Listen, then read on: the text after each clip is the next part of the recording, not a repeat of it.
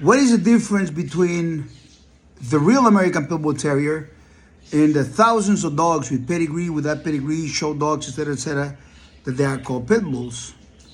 And along those lines, what is the difference between the American Pit Bull Terrier breed, which is only the real American Pit Bull Terrier, versus any other breed, versus the American Staffordshire Terrier, versus poodles, versus whatever you want to name?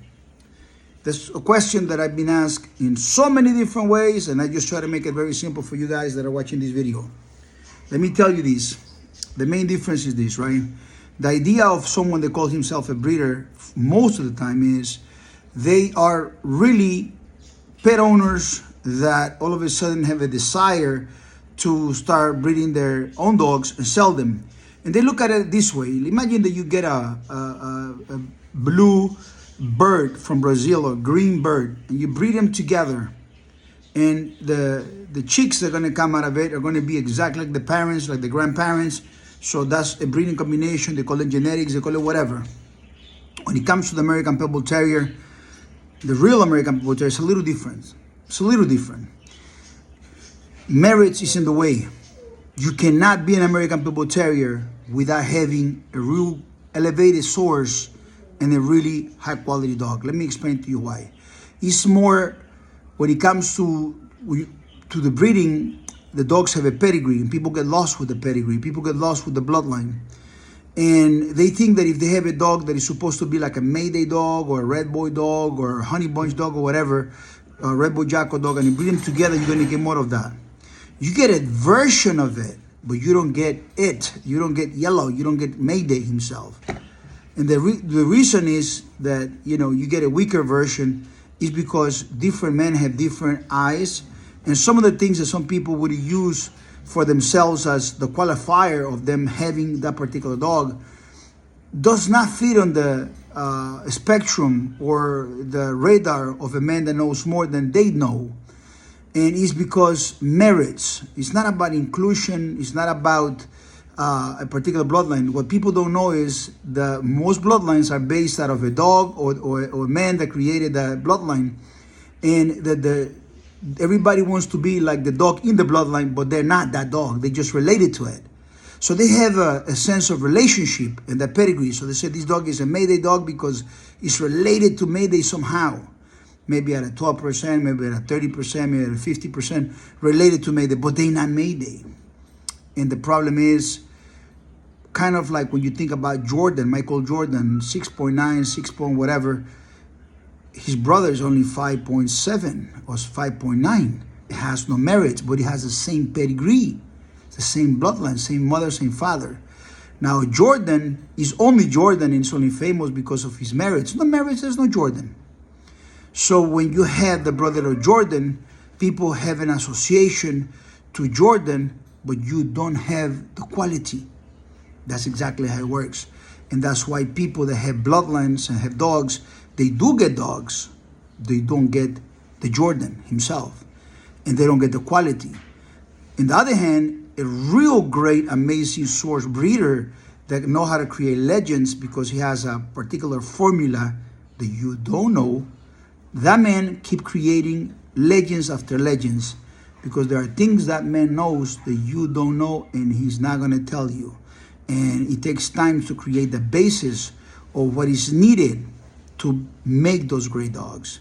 So a dog in a pedigree is better than a straight mud in the street. But really, those guys called breeders, society don't need them, especially because they are so simple and so common. There's really no value more than the desire to and the passion to be an excited pet owner or a fancier of the breed, that all of a sudden he self-titled himself kennel. And kennels, let me tell you how kennels work. They get themselves a fancy name, body snatchers, the dawn of the death, super these and blah blah blah, and all these evolution. They try to get themselves nobody's, but fancies the breed. They get themselves names to look super powerful, to look better than who they are. They cannot use their real names because they don't have merits. But if they get this smoke and screen, smoke and mirrors type of name, that sounds fancy, the fools at the lower level, they fall for that. And they go with it. They look at a pedigree and they're looking at Jordan's brother, not Jordan, and they go for it. And anything that you have, 5,000, 10,000 people working at it, each one making liters, 1, 2, 3 liters, you do the math, 7 puppies, 5, times 4 times 5 among 5,000 people, and you get quite a little fucking dogs, a lot of dogs, a lot of mutts, and you have a lot of bytes of internet people talking BS. And the problem is that people get inspired by consensus opinion, not merited opinions. So if you have a whole bunch of bums, a whole bunch of drunks talking about how good is alcohol, you might think it's very, very good, but it's not. And so when it comes to breedings and kennels and all that stuff, they don't really have the merit. The hardest thing to do is for you to get on the freaking plane, fly to many countries and do a lot of things, take your losses, take your wins, and out of those winners start creating great things. It's expensive and it requires cojones, and most people don't have cojones. The only thing they have cojones for is pretending.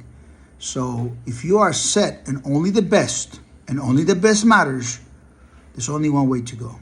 My name is Chico Lopez, ChicoLopez.com, 123pitbulls.com, 806-500-5552.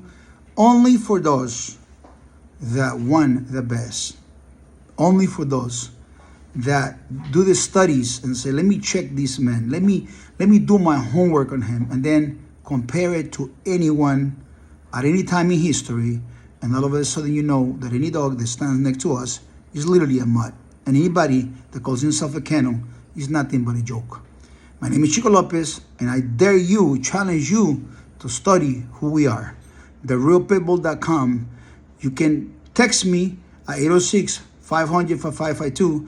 I send you a couple of things to study, and you'll be on your way to own the very best American Pitbull Terrier of your life. God bless you.